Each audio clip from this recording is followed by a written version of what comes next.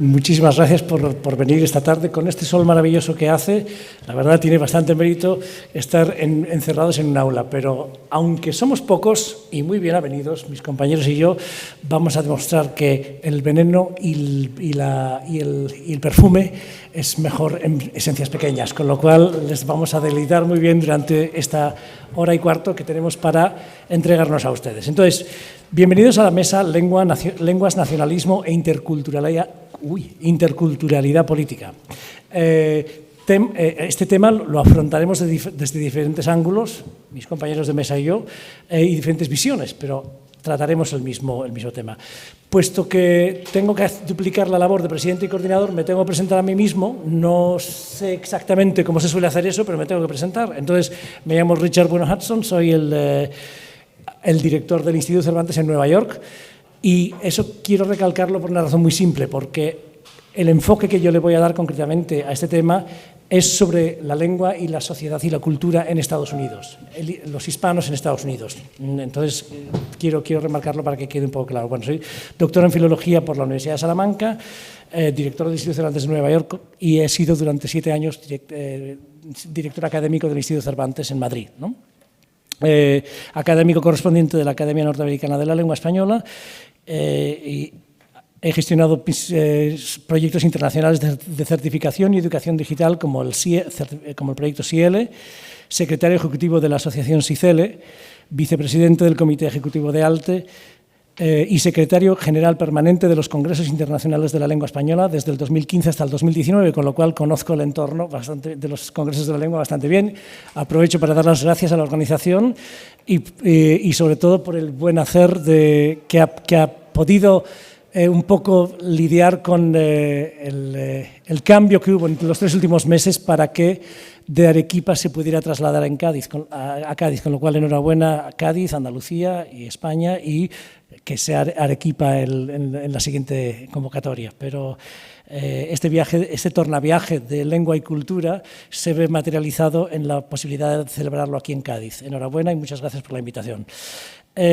Bueno, pues voy a entonces, como dije antes, para intentar entender esta concatenación de conceptos, me gustaría desglosarlos, los del título de la mesa redonda, recurriendo al diccionario. Vamos a ir al diccionario de la lengua española. Vamos a empezar con el primer concepto, que es lengua, ¿no? Del latín lingua, sistema de comunicación verbal propio de una comunidad humana y que cuenta generalmente con escritura. Sistema lingüístico considerado en su estructura. En realidad, lengua resulta muy difícil contabilizar el número de lenguas que existe en el mundo. Realmente es difícil incluso saber qué se considera una lengua, ¿no? Oscila entre 3.000 y 10.000, pero normalmente, depende de los estudiosos, pero normalmente entre 7.000 es lo que se suele decir que hay hoy en día en el mundo, ¿no? Pero en un país como los Estados Unidos de América, donde no existe una lengua oficial a nivel federal, donde según el censo de Estados Unidos el inglés es la lengua predominante con un uso del 80,38%, seguida por el español de un 12,19% y el chino con un 0,58%, ahí se ve un poco la diferencia entre las 3 más numerosas del país, y donde existen más de 350 lenguas, esto no es una excepción. Es decir, ese es el contexto en el que nos vamos a mover ahora en la presentación. Es decir, 350 lenguas, el español es una lengua minoritaria. Y si nos lo podemos permitir decir, minorizante también. Del mismo modo que las lenguas presentan variedades a lo largo de los tiempos, también lo hacen las ideologías y las identidades de sus hablantes, especialmente en un mapa multicultural, plurilingüístico y panétnico como el de Estados Unidos, donde a pesar de que la comunidad hispanohablante supera los 60 millones, en términos lingüísticos, culturales e ideológicos, es necesario comprender cómo la historia ha ido forjando unas características identitarias propias exclusivas a este país. Esto es especialmente relevante en un país donde el número de hablantes de español y su conexión identitaria hacen que defienda su variedad de español como propia y que muestren puntos de vista críticos ante la posición de algunos países hispanohablantes ante su uso del español. Conviene recordar que, con la excepción de Nuevo México y Puerto Rico, el español no es lengua oficial en Estados Unidos, a pesar de la altísima proporción de hispanohablantes en el país. Hemos de recordar que tampoco es el inglés la lengua oficial a nivel federal. No hablamos de los 32 estados que han erigido y enarbolado sus banderas del inglés, pero eso es distinto. Ahora bien, entre los hispanohablantes que conviven en un entorno angloparlante en su mayoría, se interrelacionan los que hablan español como lengua materna, como segunda lengua, como lengua extranjera y como lengua de herencia, convirtiendo a los hispanos en la primera minoría lingüística de los Estados Unidos. Se estima que en 2060 Estados Unidos será el segundo país hispanohablante del mundo tras México, ya que el 27,5% de la población estadounidense será de origen hispano. Segundo término, nacionalismo. El Diccionario de la Lengua Española nos dice sentimiento fervoroso de pertenencia a una nación, identificación con su realidad y con su historia, o ideología de un pueblo que, afirmando su naturaleza de nación, aspira a constituirse como Estado. También nos dicen las enciclopedias que el nacionalismo, ojo al dato aquí, defiende la unión de Estado y nación, entendiendo la nación como base del Estado, y los rasgos comunes entre los individuos que la habitan: idioma, cultura, costumbres, tradiciones. Esta definición realmente suscita una primera pregunta: ¿cómo es esto posible en un país como Estados Unidos? Con una superficie de 9.147.593 kilómetros cuadrados, la República Federal Presidencialista de Estados Unidos es el cuarto país más extenso del planeta. Según los últimos datos del United States Census Bureau, Estados Unidos cuenta con una población de 334.531.827. Lo acabo de calcular. Tiene el United Census Bureau tiene un population count, que vais viendo el reloj cómo va, por segundos van naciendo personas, ¿no? Pues 334 millones, para que nos hagamos una idea de la envergadura del país, ¿no? Este hecho lo convierte en el tercer país más poblado del mundo después de China y de la India. La arquitectura administrativo-jurídico-política de Estados Unidos es casi tan completa como la diversidad interna de su población. La composición étnica, que está conformada por un 71,1% de blancos, un 14,1% de negros o afroamericanos, un 6,8% de asiáticos y un 1,7% de amerindios, unida a su variedad de confesiones religiosas, al número de lenguas hablado en el país, 350, como hemos dicho, y a la autonomía de los estados federados a la hora de legislar, hacen que no sea fácil pensar que los Estados Unidos son, además de un país, 50 estados y un distrito federal. Aquí nos encontramos en este punto el primer reto, la unión lengua y Estado. Las formas en las que el lenguaje, en concreto el español en Estados Unidos, está vinculado a las identidades sociales, a la cultura y al poder, se ven afectadas por suposiciones en el imaginario colectivo que atribuyen al español unas características que afectan a su posicionamiento jerárquico en un entorno hegemónicamente dominado por una cultura mayoritariamente blanca, anglo-protestante, donde el inglés ejerce de lengua dominante y con él la cultura que lo respalda. Es aquí donde entramos en el terreno de las ideologías lingüísticas, que se pueden definir como, tal y como decía Errington, las ideas sobre la estructura y el uso del lenguaje, o Woolard decía representaciones, ya sean explícitas o implícitas, que construyen la intersección del lenguaje y los seres humanos en un mundo social, o como decía Irving, decía el sistema cultural de ideas sobre las relaciones sociales y lingüísticas junto con su carga de intereses morales y políticos. Repito, morales y políticos. Una de estas ejemplificaciones sobre la ideología lingüística que se refiere al español en Estados Unidos es la idea de equiparación entre lengua y nación, lo cual deja entrever que la presencia de múltiples lenguas en el país podría ser causa de división. En Estados Unidos existe una aceptación generalizada, y tenemos aquí gente norteamericana en la sala, de la ideología de una lengua, una nación y de la hegemonía del inglés. Esta visión de una lengua, una nación tiende a conferir a la lengua un papel protagonista en la construcción de la identidad nacional. En esta visión, el monolingüismo se presenta como promotor de la unidad nacional y el multilingüismo como división de dicha unidad. La tendencia en Estados Unidos es considerar el monolingüismo como un estado normal de la situación y dejar entrever que el apoyo a las lenguas minoritarias puede suponer un obstáculo para la adquisición de la lengua mayoritaria, el inglés. Eso era el jet lag, perdón. Interculturalidad. También recurrimos al Diccionario de la Lengua Española. Cualidad intelectual, que concierne a la relación entre culturas. También encontramos otra definición: la interculturalidad es el proceso de comunicación e interacción entre personas o grupos con identidades de culturas específicas diferentes, donde no se permite que las ideas y acciones de una persona o grupo cultural esté por encima de otro, favoreciendo en todo momento el diálogo, la concertación y con ello la integración y convivencia enriquecida entre culturas. Política, pues tenemos con interculturalidad y ahora política, el arte, doctrina u opinión referente al gobierno de los estados. Vamos a ver cómo unimos estos dos. Aunque el concepto de interculturalidad apunta a describir la interacción entre varias culturas de un modo horizontal y sinérgico, es difícil mantener ese equilibrio a la hora de conjugar conceptos como lengua, nación e interculturalidad política. La visión de una lengua, una nación y la idea de que el monolingüismo es la norma inciden directamente en las políticas lingüísticas relacionadas con los sistemas educativos, sanitarios, políticos, jurídicos y otros factores de apoyo social por parte de los organismos oficiales a favor de las comunidades minoritarias de una ciudad.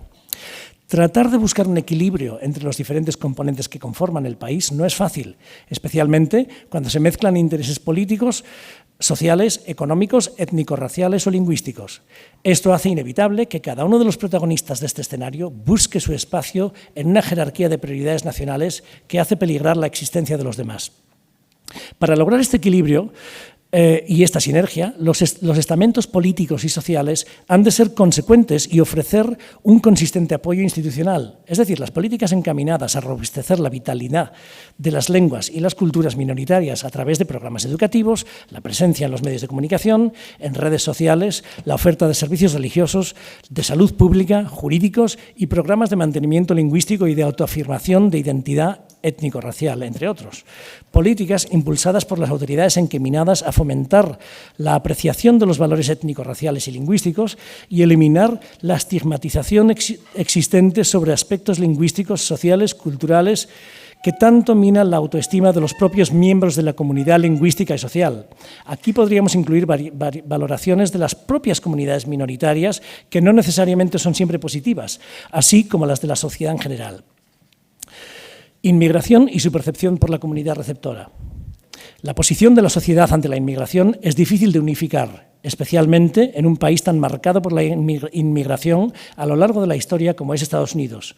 Un país que ha tenido que ir gestionando a golpe de directrices políticas una gestión de la inmigración que en algunos casos ha surtido el efecto contrario al intencionado, pero que ha generado en la opinión pública discursos muy vehementes sobre la inmigración y los inmigrantes.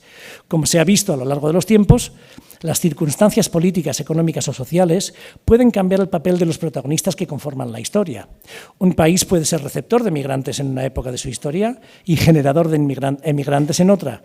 Sirva como ejemplo el caso de España, que pasó a ser un país de emigración hacia América en el siglo XV, a todo el mundo en el marco del exilio republicano y la guerra civil en el siglo XIX y principalmente a Europa durante los años 1970-1980. Mientras que hoy en día España es un país receptor de inmigrantes procedentes especialmente de África, de Asia y Latinoamérica. Los factores de empuje migratorio desde un país o los de atracción hacia otro país pueden producir en los habitantes del país receptor una percepción subjetiva no muy positiva sobre los inmigrantes que se pueden relacionar con las cuestiones de jerarquía y de hegemonía lingüística, étnico-racial y social. Pero esa estigmatización no tiene por qué estar anclada en el tiempo de modo inmutable, puede cambiar con el paso del tiempo. Por ejemplo, la Revolución Mexicana 1910 en 1920 produjo una oleada migratoria de mexicanos, especialmente hacia el centro y el suroeste de Estados Unidos, y la escasez de mano de obra agrícola a raíz de la Primera Guerra Mundial, 1914-18, contribuyó a que el gobierno norteamericano diseñara el programa Bracero, invitando a trabajadores mexicanos, generalmente de áreas rurales, a trabajar como trabajadores temporales. Sin embargo, esta necesidad de mano de obra aumentaba o disminuía con el vaivén de los cambios políticos y económicos. La Gran Depresión, 1930-1942, la prohibición de la inmigración japonesa, la Ley de Inmigración de 1929, etc., estos cambios contribuían a los cambios en la percepción de los habitantes norteamericanos acerca de una población que sigue emigrando hacia Estados Unidos. Esta percepción negativa que se ha visto aflorar en muchos miembros de comunidades receptoras de inmigración hacia los inmigrantes. Fíjese que estoy utilizando, al hablar de América, el cerebro ya se me adapta, hablo de inmigración. En España normalmente hablamos de migración o migrantes. Es curioso, ahí están los departamentos de inmigración y para la mente de ellos no suele existir el departamento o la oficina de emigración o de migration, ¿no? Es curioso. Hacia los inmigrantes tiende a estar basada en sus diferencias económicas, religiosas, culturales, etc. Y no es difícil que la idea de una diferente manera de hablar conlleve a una diferente manera de pensar, pueda suscitar sentimientos negativos como los que se perciben en el comentario de Donald Trump, por ejemplo, hacia Jeb Bush cuando dijo "We speak Spanish here", o la política del English only, o la eliminación del español en la página web de la Casa Blanca, o en tantos otros ejemplos de opresión política sobre lenguas originarias o cooficiales a lo largo de la historia en diferentes países del mundo. Estas diferencias lingüísticas pueden indirectamente ayudar a producir posiciones o sentimientos jerárquico-hegemónicos por parte de las comunidades receptoras. No olvidemos que entre los índices para establecer las jerarquías lingüísticas y a clasificar las lenguas en índice de importancia están los puramente demográficos, pero también los otros que trascienden cuestiones lingüísticas y demográficas. En cuanto a la estimación de la inmigración, una comunidad receptora de inmigrantes a gran escala es susceptible de tratar de buscar argumentos que sustenten su rechazo hacia la comunidad entrante. Y es fácil que esas razones se vayan integrando en el discurso público hasta consolidarse como verdades universales que pueden afectar negativamente a la comunidad que se integra en su entorno. Por ejemplo, cuando en Estados Unidos se relaciona hispanohablante con inmigrante, a sabiendas de que el American Community Survey de 2017 explica que solamente el 47% de los hispanohablantes o el 38% de los Latinx son inmigrantes en Estados Unidos, o cuando, por ejemplo, el discurso público esgrime con ligereza la equiparación entre inmigrantes con ilegales, o el establecer sin fundamento alguno que el inmigrante no habla o no quiere aprender inglés y, por tanto, no se quiere asimilar. Estas simplificaciones empujan a la opinión pública a forjarse una visión monolítica de las grandes comunidades, sin tener en cuenta toda la variación interna que en ella existe. Percepción de la opinión pública sobre la lengua. Cuando los medios de comunicación, por ejemplo, en Estados Unidos se refieren al voto latino o al latino, ya de por sí están creando una realidad panétnica inexistente, que no tiene en cuenta la interseccionalidad étnico-racial y que es ciega a las características individuales del macrogrupo hispano. Es decir, ignora las características definitorias de los diferentes individuos que conforman las categorías de latino, hispano o latinx. En este caso, las características diferenciadoras existentes entre ellos, como son las ideológicas, culturales, religiosas, familiares, educativas, étnico-raciales, económicas, de origen nacional, de estatus, etc. Estas generalizaciones panétnicas utilizan en muchos casos el idioma como hilo conductor, como vínculo de unión, cuando los estudios muestran que el hecho de hablar español, en el caso que nos ocupa, no se considera una marca de identidad latina. Todo esto pone en entredicho, una vez más, que lengua e identidad no tienen que ir de la mano. Estos sentimientos antagónicos que afloran en una comunidad receptora sobre lo que perciben como nuevo, desconocido, extraño, aquello que no se adapta al sistema preestablecido, no solo promueven un afán por expulsar, enfrentar o asimilar a los extranjeros, sino que pueden llegar a cambiar las ideologías políticas y las identidades nacionalistas de la comunidad receptora.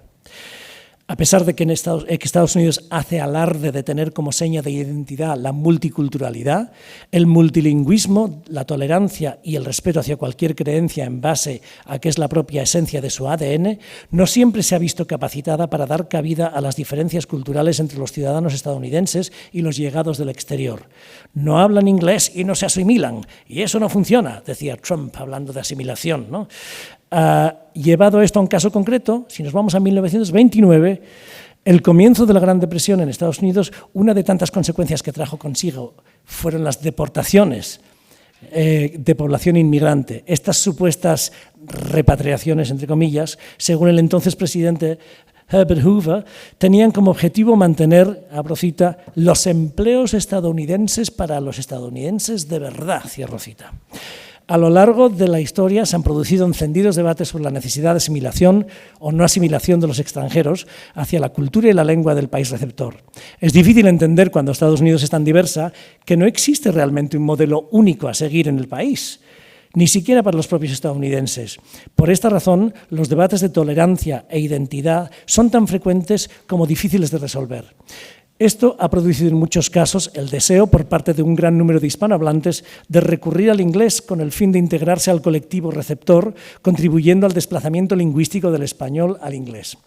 Por tanto, si tratamos de condensar todos estos conceptos, lengua, nacionalismo e interculturalidad política, solamente podríamos hacerlo bajo la tutela de la comprensión, la tolerancia, el respeto, la generosidad, la aceptación, la inclusión y el diálogo en pie de igualdad entre culturas, sociedades y personas. Muchas gracias.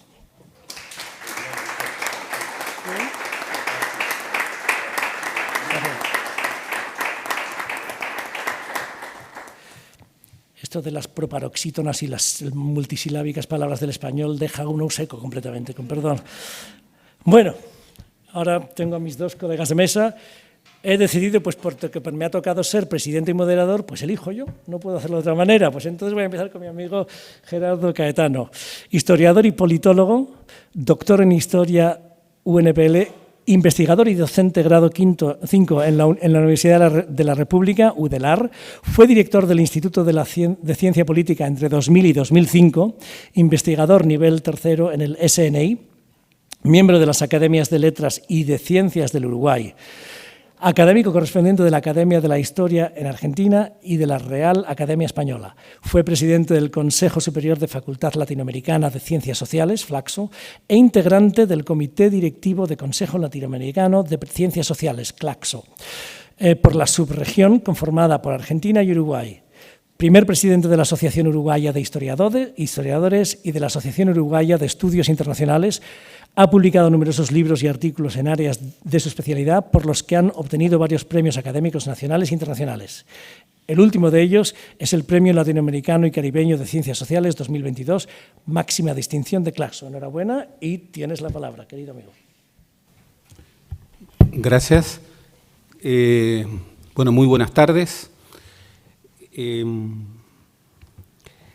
Ustedes se preguntarían, Uruguay, un país de 3,5 millones de habitantes, un barrio de Nueva York, un barrio de Ciudad de México, una ponencia sobre nacionalismos, política e idioma, una visión desde la banda oriental del río Mar, ese estuario que Solís bautizó como el mar dulce, esa ambigüedad, y que del lado uruguayo más profundo es mar y del lado argentino más sedimentado es río, esa ambigüedad es algo de lo que voy a hablar, con cierta audacia en relación a un caso tan pequeño frente, bueno, a los hispanohablantes norteamericanos o a los hispanohablantes de México. Los uruguayos tenemos fama de pesimistas y de quejosos. Nuestra manera de construir y resignificar nuestra identidad es dudar de ella, dudar de su viabilidad. Sin embargo, como suele ocurrir, finalmente tenemos un nacionalismo. Ese nacionalismo sobre todo surge, por ejemplo, cuando un argentino oriental, como Jorge Luis Borges, decía que los uruguayos eran casi argentinos. Sin embargo, Jorge Luis Borges quería mucho a la banda oriental. Es más, se autodefinía como un oriental, uno de los temas sobre los que voy a trabajar, porque él consideraba que el nacimiento de una persona se daba en el momento de la concepción y sus padres, bueno, entra una compatriota, así que sus padres lo habían concebido en la banda oriental, muy cerca de Fraiventos, en tierras donde él hizo nacer a muchos de sus personajes, por ejemplo, nada menos Funes el Memorioso. Pero eso es decir poco, porque todos sabemos que la identidad nacional, los nacionalismos, son construcciones histórico-culturales que cambian, que viven en el cambio y a través del cambio, y que se definen muchas veces en cómo conciben a los otros, a su alteridad. En guaraní hay dos palabras para definir el nosotros. Nosotros contra los otros, ñandé, nosotros con los otros, oré. Y esto, en puridad, tiene mucho que ver con esa construcción que también se realiza en relación a los otros. Yo voy a hablar de cómo la política, esa búsqueda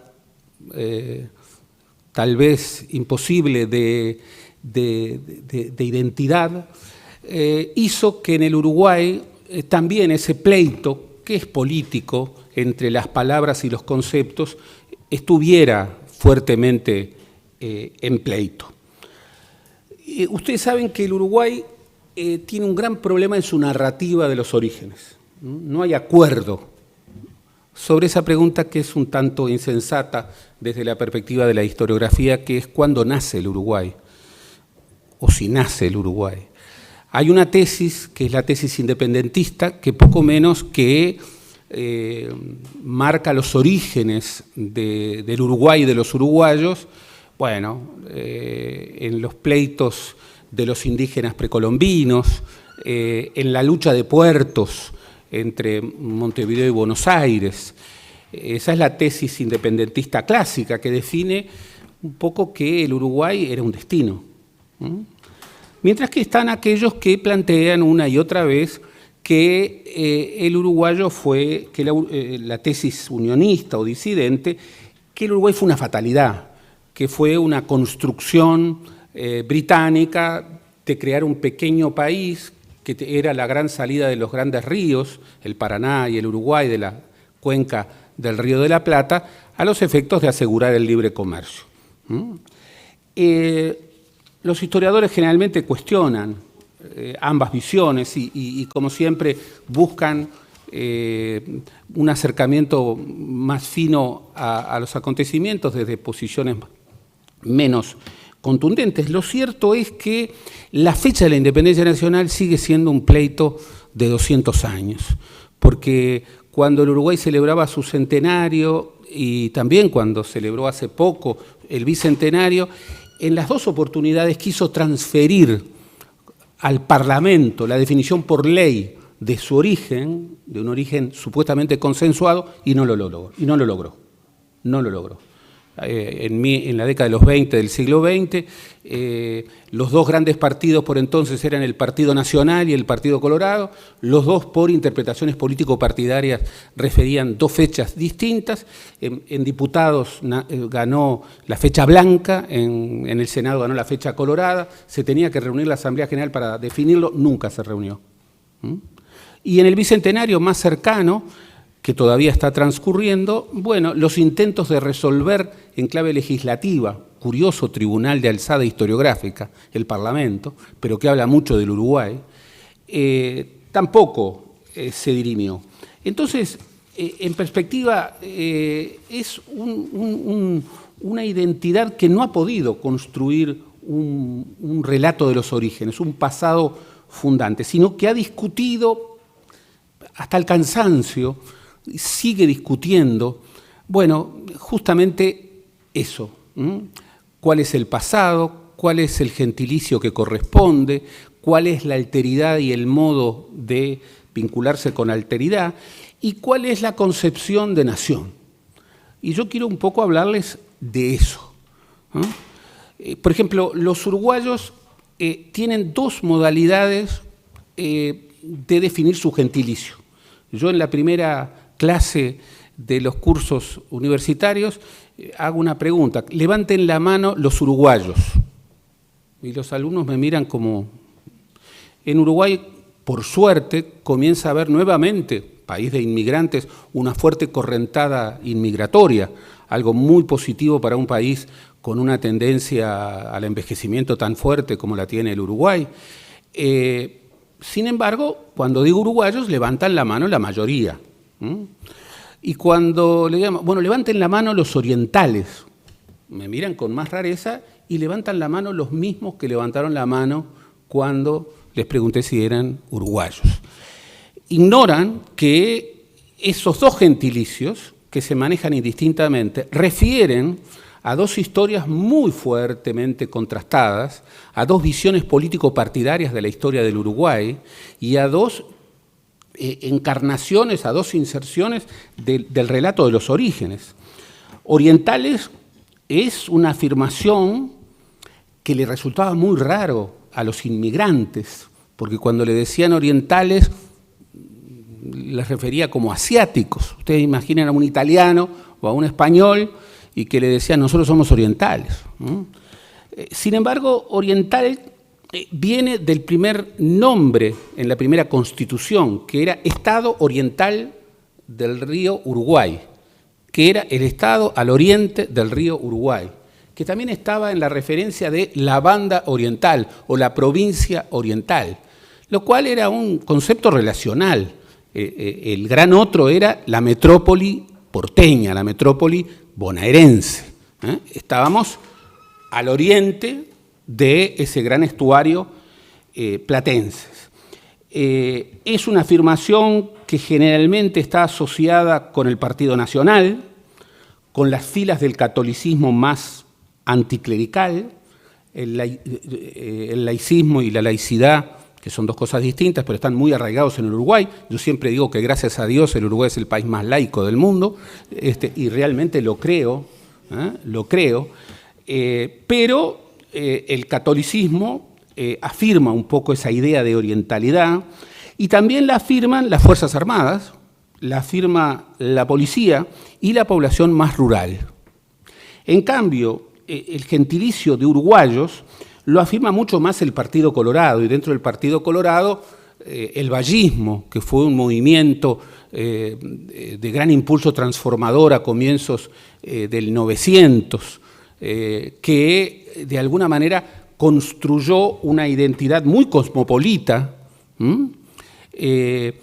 pero también lo comparten en buena medida esa idea de los uruguayos, las izquierdas internacionalistas, los inmigrantes, sobre todo los no españoles, sobre todo los italianos. Los italianos, cuando entraban en un club colorado vallista, lo primero que veían en las paredes era retratos de Garibaldi, que había sido un héroe colorado durante la Guerra Grande. Y cuando iba a la convención del Teatro Royal, donde se realizaba la convención del Partido Colorado, no escuchaban el himno uruguayo ni veían banderas uruguayas, que eran consideradas blancas. Lo que escuchaban era la Marsellesa y, en los momentos de mayor euforia, el himno a Garibaldi.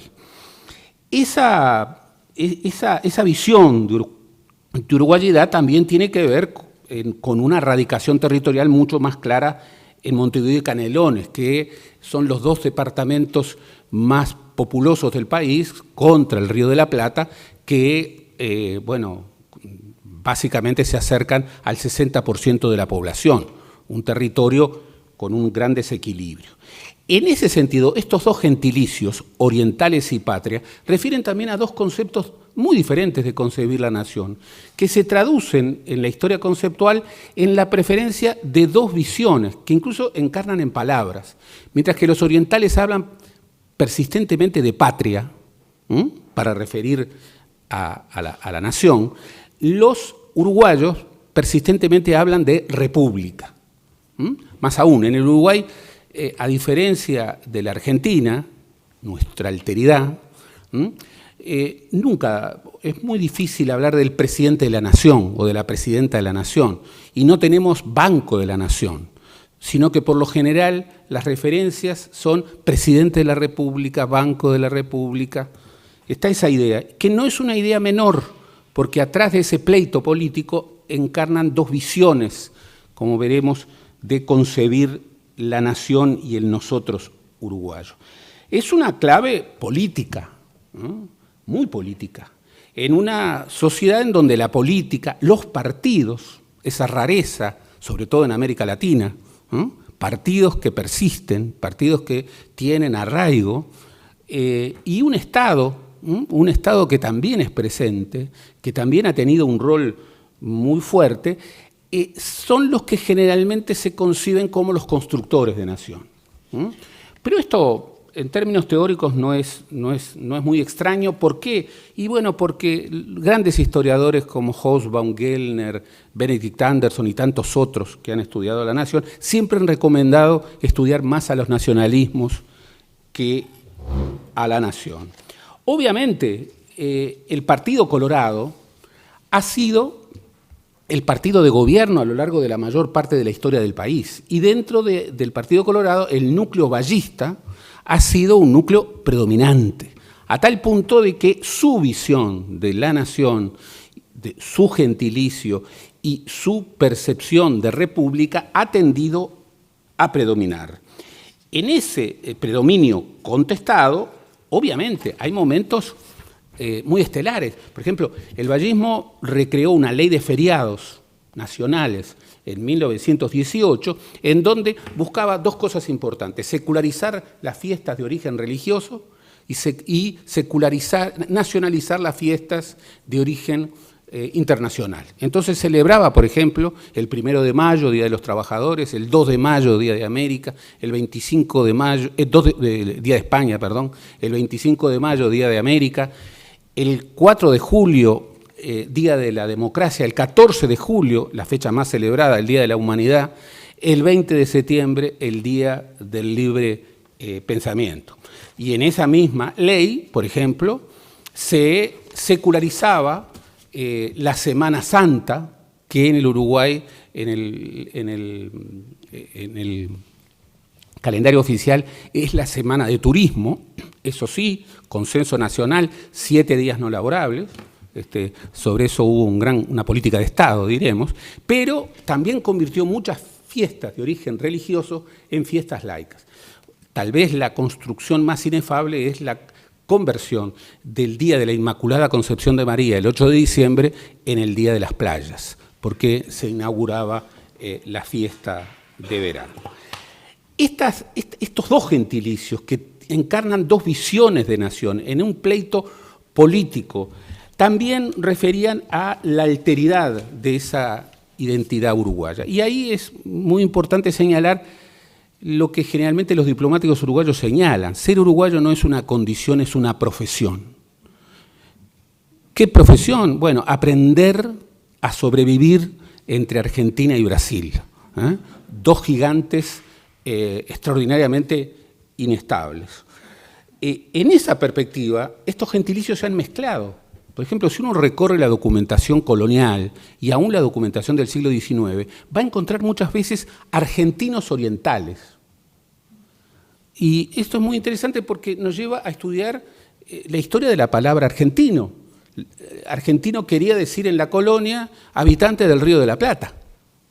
Argentino oriental era un río platense de este lado del río. Incluso en esa pugna de confederación, centralismo, federación, el concepto de argentino, de Argentina, era un concepto que fue muy rechazado por las provincias federales, porque connotaba a Buenos Aires, connotaba centralismo, y sin embargo fue el que terminó imponiéndose. Hay una proclama en el periodo de la independencia en la que un héroe que la historiografía nacionalista construyó como uno de los próceres de la independencia uruguaya, empieza su proclama diciendo argentinos orientales. Y los historiadores nacionalistas, 100 años después, ¿qué hicieron? Borraron argentinos del documento y pusieron orientales. Y sin embargo, el documento dice argentinos orientales y decía una cosa muy, muy, muy central. Es decir, y yo con esto termino, la alteridad del nacionalismo uruguayo más fuerte es Argentina y sobre todo Buenos Aires. Y sin embargo es una alteridad ambigua. Es una alteridad ambigua. Tiene mucho que ver con eso de Borges.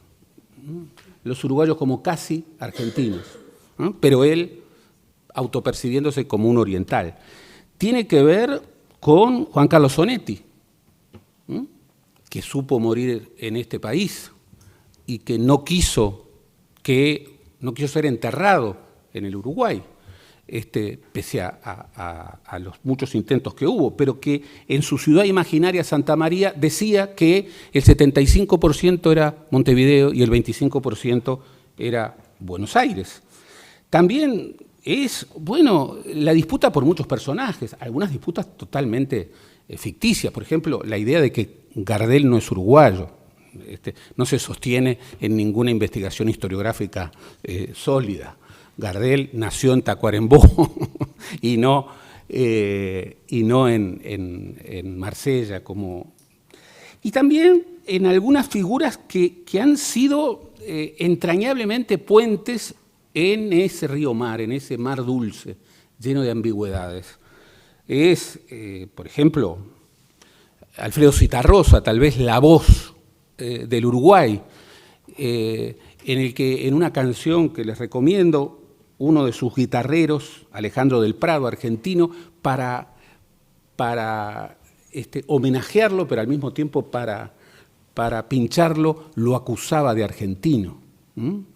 Él mismo decía que él tenía un problema, que a él le salían mejor las zambas, pero en Uruguay le decían que la zamba era argentina, entonces él terminaba construyendo milongas. O también, más cercano en el tiempo, ciertos cruces hasta lúdicos. Por ejemplo, cuando definieron a un uruguayo neto como el actor Osvaldo Laport, en una encuesta del diario Clarín, como el argentino más sexy. De todos modos, y volviendo a lo del principio, la política, la visión de la construcción de una identidad en un territorio, aún pequeño, la alteridad, cómo se construye la relación con el otro, y siempre identificamos con el otro aquel que más se nos parece, porque toda identidad es parecerse y diferenciarse. ¿Y de quién nos tenemos que parecer? De aquel al cual somos más parecidos, rivales y hermanos. Es una construcción que de alguna manera nos vuelve a ciertos tópicos de los gentilicios y de la nación. Y yo termino, bueno, no casualmente, volviendo a Borges y refiriendo cómo dos uruguayos, Luciano Álvarez y Christa Huber, pensando en Montevideo y en Buenos Aires y en Argentina y Uruguay, referían en uno de sus textos más clásicos ese vínculo. Y leo y con esto termino. En fin, como buenos rivales y hermanos, ambas ciudades, ambos países, cruzan sus amores, sus celos, sus filias, sus fobias.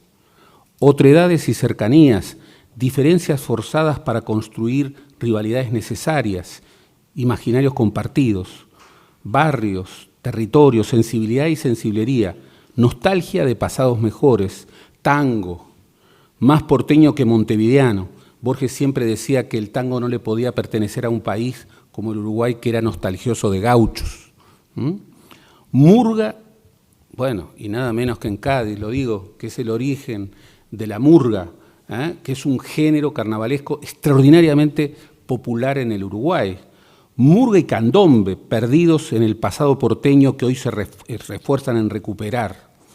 Montevideo y Buenos Aires, Uruguay y Argentina en sus otredades y cercanías crean y viven, parafraseando a Borges, y ahí viene este texto memorable de un poema de Borges, un turbio pasado irreal que de algún modo es cierto, evocando una región en el que el ayer pudiera ser el hoy, el aún, el todavía. Gracias.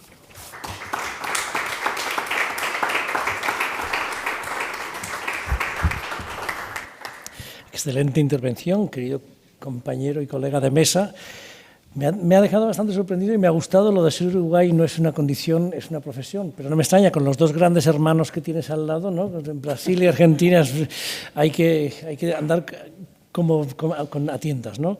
Bueno, pues nosotros, Jon y Andé, no oré, es decir, con nosotros, no contra nosotros, te damos la enhorabuena y pasamos ahora a nuestro segundo compañero de mesa, que es Diego Valdés, doctor en Derecho, investigador emérito del Instituto de Investigaciones Jurídicas de la Universidad Nacional Autónoma de México y del Sistema Nacional de Investigadores.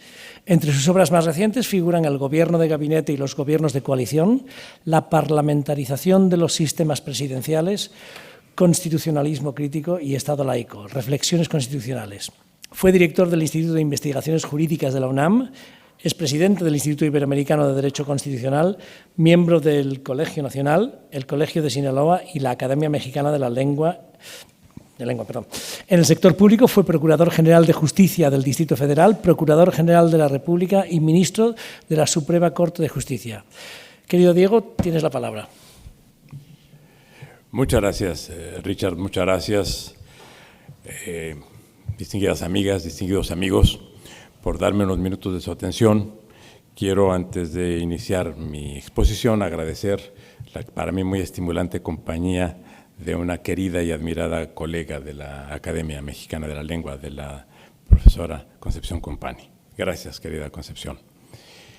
Y entro rápidamente al tema de la interculturalidad con la ya facilitación que da para entrar a este asunto la brillante serie de exposiciones, las dos exposiciones que tuvimos, en particular el claro enfoque sobre la interculturalidad que nos ofreció Richard en su presentación. No menos brillante y elocuente fue, por supuesto, la de nuestro amigo Caetano, pero me refiero en este caso particularmente al concepto que es útil y que ya no repetiré.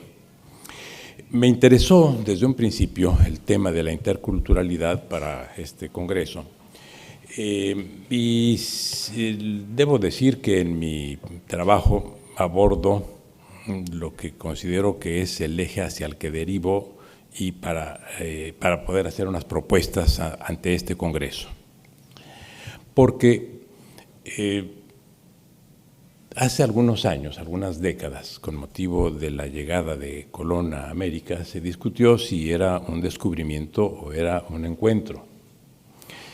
En el caso nuestro acogimos la tesis patrocinada y generada además por un colega de la Academia, por don Miguel León Portilla, del encuentro de dos mundos, sobre la idea del descubrimiento, que por otra parte el descubrimiento es un episodio que se agota en un solo instante histórico, en tanto que el encuentro es perdurable y es el encuentro lo que potencia, lo que permite, lo que facilita la interculturalidad. Pero cuando se hablaba del encuentro de dos mundos, parecía que se tenían efectivamente dos orbes convergentes en un instante histórico o en un proceso histórico consecutivo. Pero realmente nuestro orbe, el de Amerindia, se construyó gracias a ese encuentro y particularmente a la llegada de la lengua española, porque hoy existen en América aproximadamente, y mi querida colega Concepción Company me corregirá, 700 lenguas correspondientes desde luego a muchísimo menos familias, pero se estima que en el siglo XVI pudo haber habido entre 1.200 y 1.500 lenguas, pero además y no comunicadas, no relacionadas entre sí.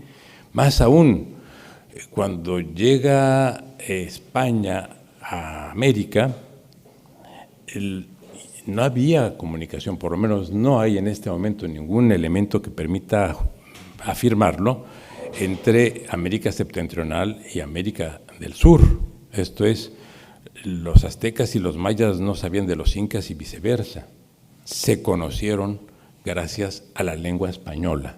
De manera que el primer gran proceso de interculturalidad en nuestro hemisferio, en la América nuestra, fue gracias al español.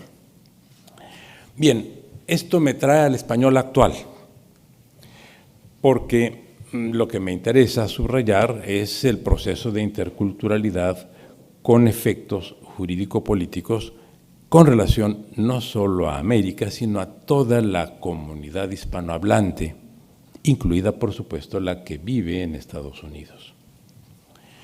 Y aquí nos encontramos con otro panorama o con otro problema. Ya no es el de la lengua, sino el de la lengua clara, a la que se refirió justamente la mesa anterior que se llevó a cabo en esta misma aula. ¿Qué tiene que ver la lengua clara con la interculturalidad? Pues algo muy sencillo. El proceso jurídico es un proceso adicional o que está vinculado con todos los demás procesos culturales, los creativos, los cognitivos. El derecho no es otra cosa que un fenómeno cultural. De manera que en un mundo globalizado, y en particular con un mundo regionalizado, que es la otra gran realidad jurídico-política con la cual convivimos, la interconexión y la posibilidad de generar procesos de interculturalidad en el orden jurídico reside en que todos podamos compartir no solo la lengua española, sino que podamos compartir un lenguaje jurídico también inteligible de manera generalizada. Aquí se da, repito, el problema del lenguaje claro. Pero ahora que se habla de lenguaje claro, y he asistido a todas las conferencias que se han dado sobre este tema en este congreso, ha faltado abordar algo que creo tenemos que señalar todos, por lo menos como un problema al que podemos darle diferentes soluciones, que es el de las concesiones lingüísticas que resultan del denominado lenguaje inclusivo. Y aquí, por supuesto, y lo comentaba esta mañana con don Darío Villanueva, a quien agradezco mucho su presencia, admirado amigo, me remito a un libro de reciente aparición, apareció el año pasado, o el antepasado, en 21, ¿verdad, Darío? Morderse la lengua. Y es que la verdad nos mordemos la lengua y a trueque de hacerlo, dejamos de construir un lenguaje claro, al menos en el orden normativo, que nos permita generar factores reales y eficaces de interculturalidad. Pero no se trata solamente de un proceso cultural comunicativo, se trata de un proceso cultural normativo, es decir, del cual dependen derechos exigibles. Y eso es lo que cuenta, no se trata solamente de una mejor o menor comunicación, sino de una mayor o menor posibilidad de exigir y ejercer derechos, ambas cosas. Las adopciones del lenguaje inclusivo, así denominado, corresponde a una perspectiva que todos compartimos. No hay en este salón una sola persona que no pueda considerarse feminista desde el punto de vista de estar a favor de la reivindicación de los derechos de la mujer y particularmente de lo que el feminismo plantea, que es la igualdad humana, que viene siendo una exigencia por lo menos planteada desde, digamos en términos muy claros, desde las dos revoluciones, la estadounidense y la francesa, sino es que antes nos vamos a la gloriosa, donde ya también se planteaban temas de igualdad. Bien, si todos estamos por la igualdad, y lo hemos estado durante siglos, pues todos somos feministas en ese sentido. Pero hete aquí que el lenguaje inclusivo está generando distorsiones que afectan justamente las posibilidades de igualdad. Como elemento, digamos, empírico, hice una comparación, desde luego, muy falible porque la muestra que tomé fue de 6 países. Tomé 3 países de América en donde las constituciones ya adoptaron el lenguaje inclusivo, que son Venezuela, Ecuador y Bolivia. Y otras 3 constituciones que mantienen un lenguaje estándar: Panamá, Chile y Perú. De manera que cotejé países con una estructura económica y cultural semejante. Y me remití como una fuente de análisis a las informaciones generadas por la Organización Internacional del Trabajo. ¿Y qué encontré?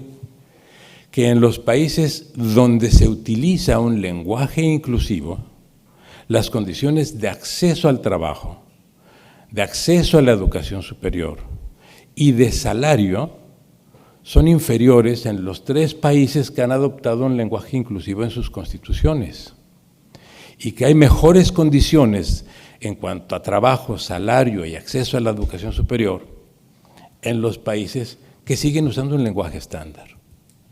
Esto significa, dicho claro, repito, fue una muestra muy pequeña, que el lenguaje inclusivo está cargado no solamente de ideología, sino de oportunismo político por parte de aquellos estados en los que, para paliar las demandas y para no cumplir con las expectativas de un amplio conglomerado social, que es el de la mujer, se prefiere utilizar el lenguaje en lugar de aplicar políticas distributivas y políticas igualitarias en materia tan sensible como es el trabajo.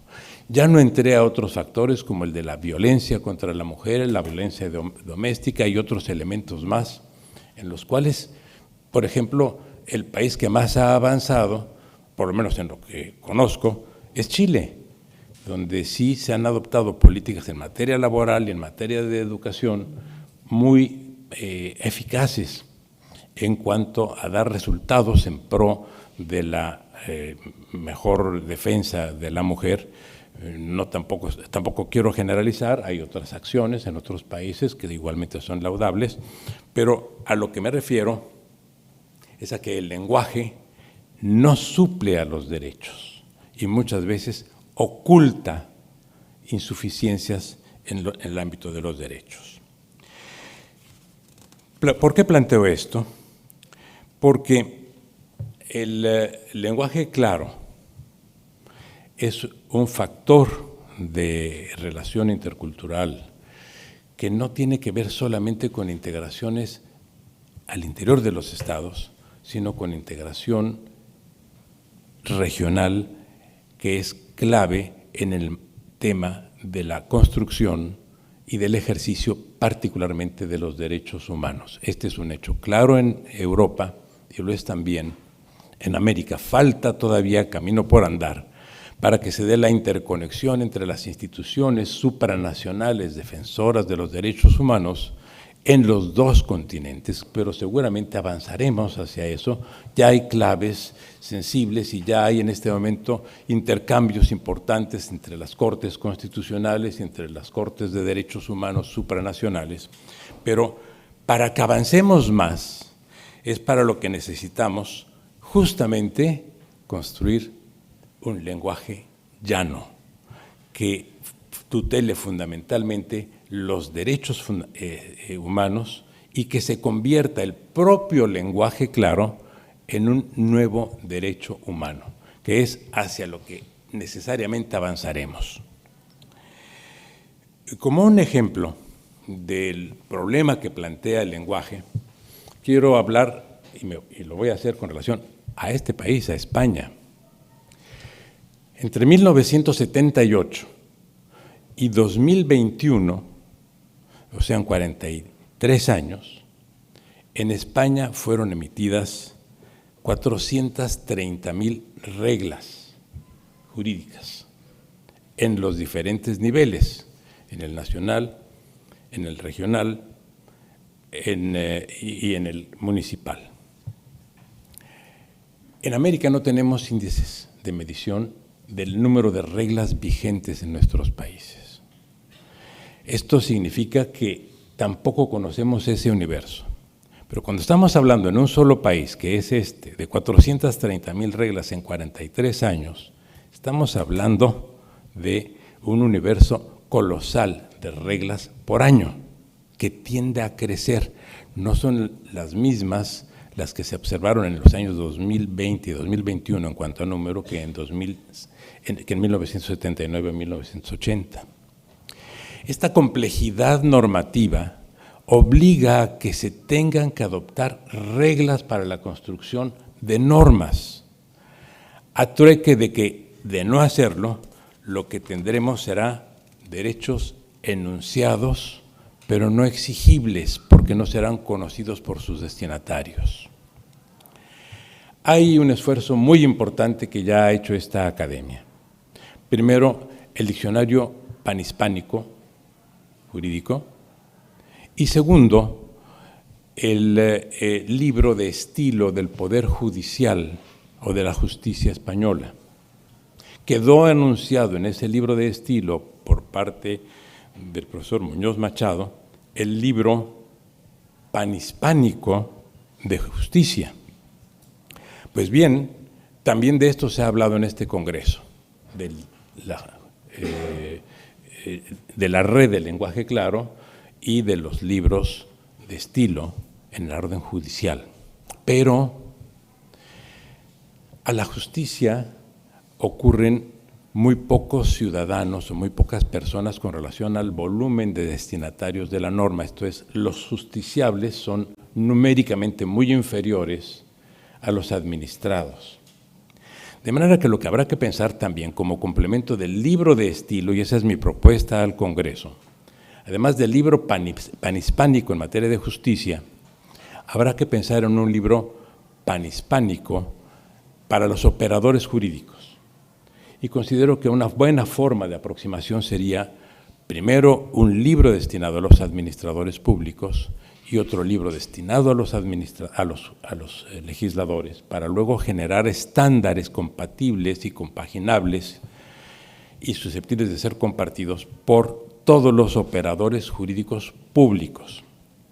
Y como una última etapa, en un proceso necesario de interculturalidad, que se traduzca en la capacidad de ejercicio efectivo de los derechos, habrá que construir un libro panhispánico de estilo para todos los operadores jurídicos, públicos y privados, teniendo en cuenta que ya los particulares se han convertido también en amenazas, muchas veces potenciales, pero muchas veces ya en acto, en contra de los derechos fundamentales. En algunos sistemas, como es el caso de España, de Italia, de Alemania, que fue el primero, y en América, de Colombia, de Argentina, de Chile y de Paraguay, por ejemplo, se admite la protección constitucional horizontal, esto es, la protección de los derechos fundamentales ante particulares, ya no solo ante los órganos del poder. Los particulares, y ahí está la famosa letra chiquita de los contratos de adhesión que todos suscribimos cuando hacemos la compra de un teléfono o cuando subimos a un transporte público o abordamos un avión o cualquier otro tipo de contrato expreso o tácito que celebremos, allí puede haber lesión a los derechos fundamentales. Tenemos que establecer también lenguaje claro, no solo por parte de los órganos del Estado, sino también por parte de los entes privados.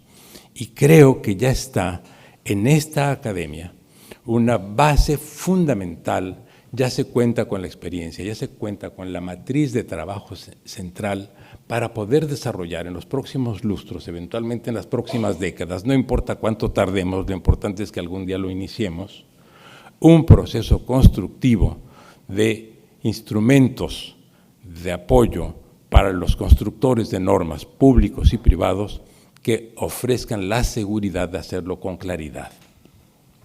Esto corresponde a la necesidad de interdicción de la arbitrariedad, que ya forma parte de muchos ordenamientos jurídicos constitucionales, el primero de ellos el español del año 78, y con relación a la desconcentración o al combate a la concentración del poder, de todo tipo de poder económico y de poder político o de poder social. Construir, pues, un lenguaje claro mediante instrumentos eficaces como los que ya podemos en este momento conocer, es uno de los objetivos que podemos perseguir como academia.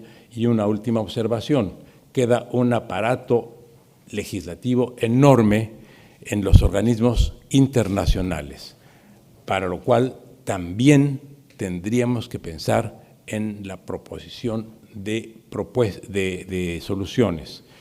No podemos establecer libros de estilo para las Naciones Unidas o para las organizaciones internacionales como la UNESCO, pero como academia y como ASALE sí podemos hacer propuestas ante los organismos internacionales a través de nuestros gobiernos para que también en la organización internacional la normativa que elaboren, que cada día es más compleja, más abundosa y más confusa, se apliquen los criterios del lenguaje claro. No puede quedar solo para los jueces, tiene que ser un proyecto universalizante.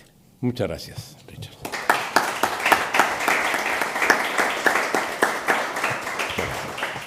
Excelentes las intervenciones. Muchísimas gracias, Gerardo. Muchísimas gracias, Diego. Yo, como me he quedado atónito con uno de tus comentarios, no puedo más que preguntarte. Comentabas que 430.000 reglas jurídicas emitidas desde 1970 hasta 2021. Dentro de mi ignorancia voy a preguntar, entiendo que muchas de estas sustituyen a las anteriores, ¿no? Porque si no necesitáis un camión de mudanzas para llevar los libros de un sitio a otro.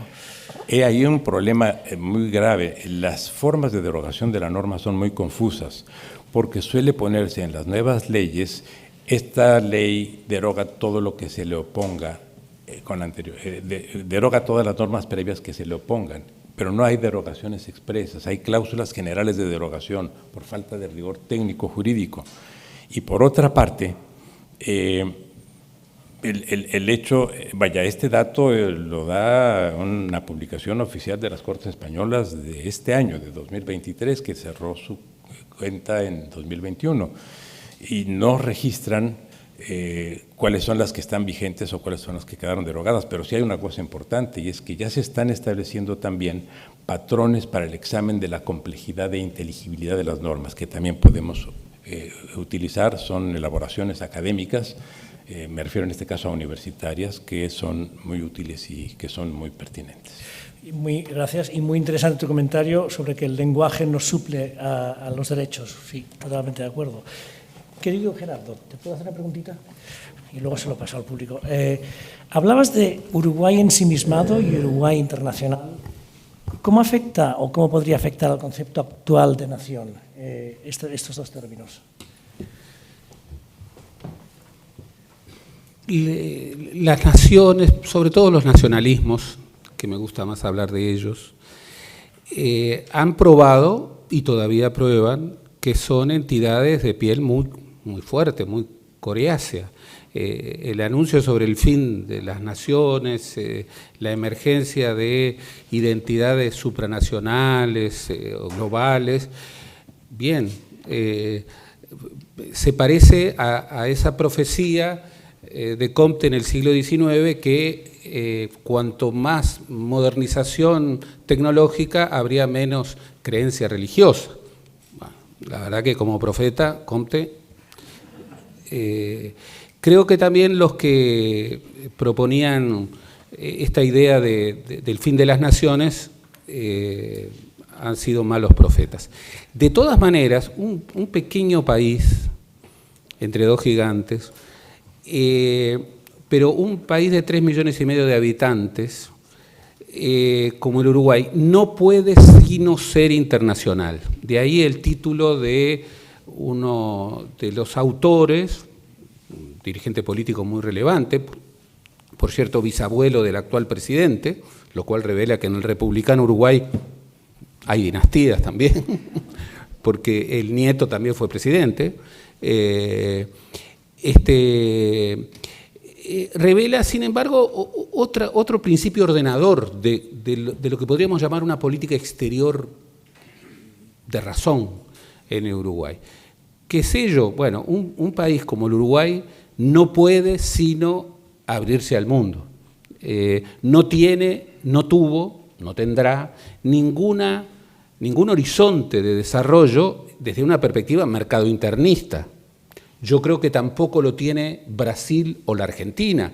Brasil, 200 millones de habitantes, 215 millones de habitantes. Argentina, 46 millones de habitantes. Sin embargo, en un contexto como el actual, el mercado internismo o el hiperproteccionismo, que es uno de los problemas que tenemos en la región, no parecen ser horizontes demasiado vigorosos. En el caso uruguayo tampoco, y este es otro debate, puede incorporarse a la región, Mercosur por ejemplo, como una zona ampliada de sustitución de importaciones. No, tiene que asociarse a la región como, hoy más que nunca tal vez, pero como siempre, como una plataforma para pelear juntos un lugar en un mundo complicado. De allí que el título del libro El Uruguay Internacional, que lo escribió un nacionalista muy fuerte, yo creo que es una buena manera de configurar para un territorio y para un país como el Uruguay un principio ordenador de la política exterior que ha sobrevivido contextos tan diferentes. También esa vocación internacional tiene que ver con la demografía. Ustedes piensen que cuando emerge el Estado, en el territorio de lo que hoy es el Uruguay había 70.000 personas dispersas. Al fin de la Guerra Grande, que es cuando empiezan las grandes oleadas inmigratorias, había 200.000 personas dispersas. Cuando termina las grandes oleadas inmigratorias, que es hacia 1930, había 2 millones de personas. Hoy hay 3,5 millones de personas, pero casi el 25% de esa población intrafronteras, más allá de 700.000 uruguayos, viven en el mundo. Es el famoso departamento 20, Nora forma parte de ese departamento 20. Y cosa curiosa de la historia, ese país, que es un país inmigrante, no reconoce, es el único país sudamericano que no reconoce el voto a sus connacionales en el exterior, bajo ninguna forma. O sea, país internacional, clave de bóveda de la política exterior uruguaya de todos los tiempos, pero contradicciones, paradojas, incomprensibles. Muchas gracias. Nos quedan un par de minutos. Yo creo que si podemos alguna pregunta breve al público, por favor. Vale. Un compatriota del académico Valadez, que es un admirado poeta, ingeniero y ensayista mexicano, Gabriel Zaid, en su libro Los demasiados libros, sostiene una tesis magnífica que dice que en este momento, en contra de la profecía de la muerte del libro, se hacen más libros que nunca antes en la historia de la humanidad, y que esto lo que provoca es que en vez de ser cada vez más cultos, seamos cada vez más incultos, porque por ejemplo en el Renacimiento, en donde la proliferación del libro estaba muy controlada, era posible prácticamente leer todo lo importante que se publicaba, cosa que hoy en día no existe. El diferencial entre los libros que se publican y los que podemos leer es enorme. En consecuencia, cada vez somos más incultos. Entonces, yo le pregunto, ¿esta proliferación española de leyes no estará provocando que nuestro país, en vez de ser cada vez más legal, sea cada vez más ilegal? Porque a mí me espeluzna saber que sobre mí, ciudadano español, pesan 400.000 disposiciones legales. Estoy seguro de que estoy incumpliendo muchas de ellas. 30.000, porque te has dejado 30.000 fuera, por lo menos 30.000 las incumples. Claro, claro. Y a pesar de que yo tengo voluntad de ser un ciudadano legal, estoy completamente seguro, sobre todo después de escuchar a nuestro ponente, que yo en este momento sería reo de detención y de acusación por el incumplimiento de alguna, 2 o 3 a lo mejor, de esas 400.000 disposiciones legales. Lo dudo mucho en el caso de don Darío y de todos los presentes, pero hay algo muy importante. Ahí el lenguaje cuenta enormemente. Hoy me decía doña Concepción, cuando presentó el diccionario de mexicanismos, que en el corpus mexicano hay una enorme cantidad de voces ya establecidas que tienen un sentido transgresor, de manera que tenemos que ver efectivamente lo que dicen no solo las normas, sino lo que dicen las palabras que usamos todos. ¿Una pregunta más, por favor? Sí.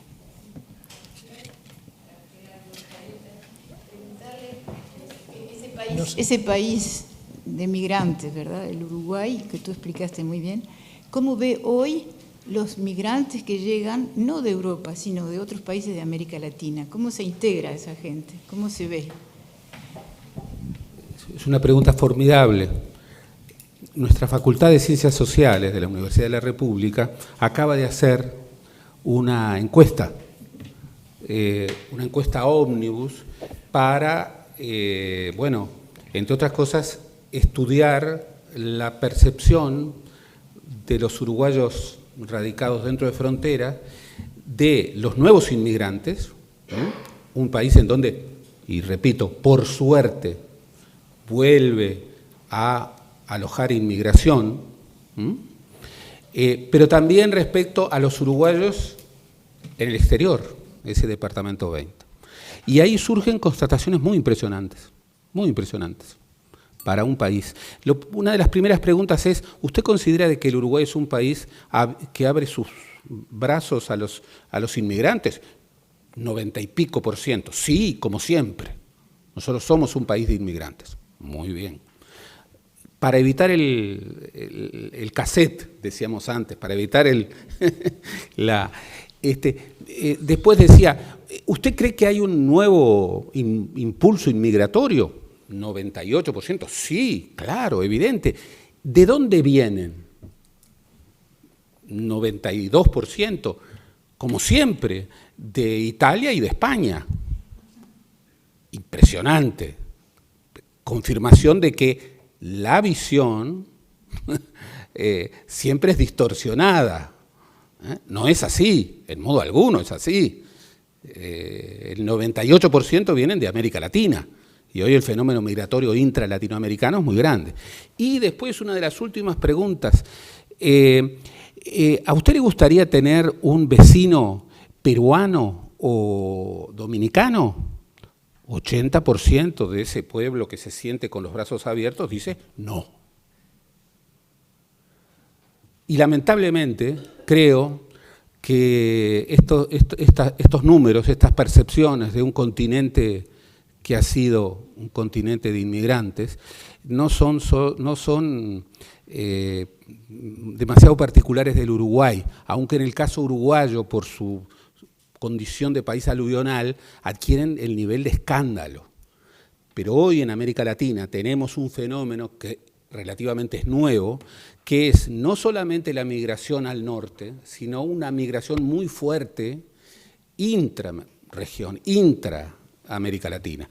Y ahí lo que estamos viendo es, bajo la retórica del latinoamericanismo, etcétera, etcétera, profundo, y no importa el carácter ideológico de los distintos regímenes o gobiernos, la emergencia de xenofobia muy fuerte, muy fuerte. Gerardo, por eso yo recalcaba al principio la diferencia con Estados Unidos. En Estados Unidos esa inmigración procede en su mayor parte de América Latina, pero ha cambiado mucho. Ahora, por ejemplo, ese concepto de inmigración mexicanos, inmigración ilegales, está completamente cambiándose. Es decir, ahora el 75% de los mexicanos ya nacen directamente o nacerán en una década ya en Estados Unidos. Completamente diferente visión. Ahora la mayor inmigración, proporcionalmente, en términos relativos, está viniendo de Asia, por ejemplo, que también afecta al número de lenguas que aportan y a la atención estratégica que están los gobiernos, no solo a nivel económico, sino también jurídico, imponiendo hacia ese tipo de colectivos que entran. O sea que la variación es muy grande, pero como tú bien decías, es una inmigración interna del propio mundo latinoamericano. Es decir, en términos prácticos, hablan la misma lengua, que es diferente a lo que nosotros presenciamos en Estados Unidos. Entonces, nuestra preocupación, tanto del Instituto Cervantes como de la ANLE, por ejemplo, es prevenir que esa lengua se disgregue y que se disgregue el tronco común y no llegue ni a desaparecer a lo largo de las generaciones. Con lo cual, sí que es muy importante, al reforzar esa vitalidad etnolingüística que decimos los sociolingüistas sobre los factores de estatus, demográficos evidentemente, pero sobre todo del apoyo institucional. Esas medidas institucionales de bienestar social, de formación, religiosos, jurídicos, económicos, que apoyen a esas comunidades. No sé si hay una pregunta más o ya estamos con esto. Hay una pregunta más que había levantado la mano. Sí.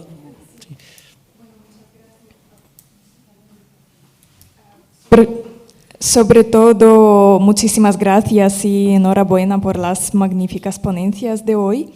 Y bueno, mi pregunta es para profesor Gerardo. En cuanto al concepto de la nación, sobre la relación con el otro, pues quería preguntar si usted probablemente ha escrito un artículo o algo que yo podría leer, o en el caso de que no, si podría aconsejar a un autor para revelar un poquito más el tema. Gracias. He escrito, ha sido uno de mis temas, pero ahora yo te voy a dar una bibliografía con otros autores. Lo que me gustaría, sin embargo, referir es justamente esa imagen de alteridad, cómo toda identidad se califica en buena medida por cómo trata a sus otros y particularmente a esa alteridad privilegiada. Esta doble voz guaraní, ñandé, oré, ahí hay un gran autor paraguayo que la ha trabajado mucho, que se llama Ticio Escobar. Ticio Escobar. Pero las sorpresas respecto a ese nosotros, incluso los vericuetos del idioma, corríjanme, en portugués nosotros es nos, en español, castellano, americano, hispanoamericano, en lo que hablamos nosotros es nosotros. Pero cuando hay colegas que han trabajado esto en encuestas contemporáneas en Brasil, en ese país continente, y es muy impresionante, porque cuando se le pregunta, por ejemplo, a los brasileños, a todos los brasileños, una muestra que además se reitera cada 2 años en un esfuerzo continuado, ¿cuántos se sienten latinoamericanos? Es el país donde la condición de latinoamericano se percibe más baja.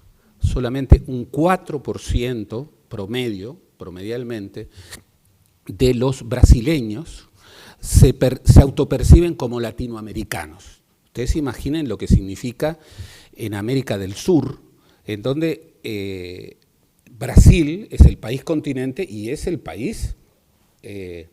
Kissinger sabía de qué hablaba cuando decía, es nuestro amigo en el barrio, porque allí donde vaya Brasil, allí irá América, decía latina, la cosa es más complicada. Sin embargo, en la misma encuesta hay un promedio de entre 12 y 15% en los últimos años que priorizan su autopercepción como ciudadanos del mundo. Ustedes piensen, brasileños, 4% como latinoamericanos, entre 12 y 15%, 3 veces más o más, ciudadanos del mundo. Pero en San Pablo, el estado más populoso, el 60% se autopercibe como paulista. Y en la mayoría a pesar de que hay variaciones mayores, en la mayoría de los estados brasileños, la mayoría de los encuestados prefieren autopercibirse como integrantes de su estado, no como brasileños. Eso lo que refiere es a la complejidad enorme y totalmente actual de este tema de las alteridades. No olvidemos que en América Latina hay fronteras calientes, muy calientes. Si a eso le combinamos xenofobia, si a eso le combinamos zona de disputa global, con nuevas presencias que hace 20 años no estaban, y le sumamos narcotráfico y tantas otras cosas más, yo me preocuparía.